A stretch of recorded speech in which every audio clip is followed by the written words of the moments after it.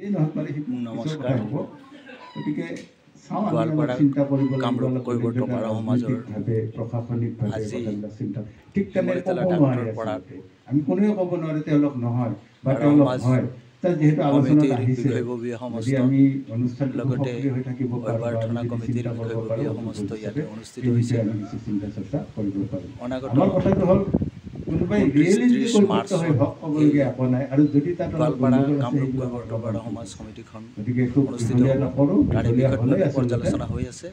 যিখিনি আলোচনা গতিকে হ'ল আলোচনাখিনি খুব সফল এই আলোচনা অনুষ্ঠিত হ'ল আমাৰ কৈৱৰ্ত জাতিৰ উত্তৰণৰ খুব ভাল ক্ষেত্ৰত লাগে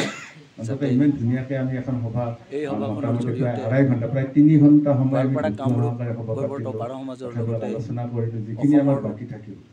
আমাৰ মেইন বাকী থকা কামটো হ'ব কৈৱৰ্তসমূহৰ ডেটটোবাৰ উত্তৰণ ঘটে ফিক্সড হ'ব এইখিনিকে পিছত কামনাৰে আমি নিশ্চয় গম পাম ভগৱন্তৰ শ্ৰীচৰণত তাৰে ভিতৰত ডাক্তৰ পাৰা যিখিনি নামঘৰ আনপেইড প্ৰাংগণত সভাখন অনুষ্ঠিত পইচাখিনি হৈছে। আমি যাক যাক দায়িত্ব ভগৱন্তৰ দিছিলোঁ কৃপাত যাতে তেওঁলোকে জাতিটোৰ উত্তৰণ এই ঘটে আনপেইড এইখিনিকে পইচাখিনি আমি উঠাব কামনা কৰিছোঁ। আৰু তথাপিতো কৃষ্ণ যদি মাধৱ অসুবিধা হয় আমি কৃষ্ণ শেষলৈ মাধৱ আমি চিন্তা কৃষ্ণ কৰি আমাৰ মাধৱ ফালৰ পৰা এটা কৃষ্ণ নিশ্চয় দিব মাধৱ পাৰোঁ নেকি কৃষ্ণ চিন্তা মাধৱ কৰোঁ। কৃষ্ণ আৰু এটা কথা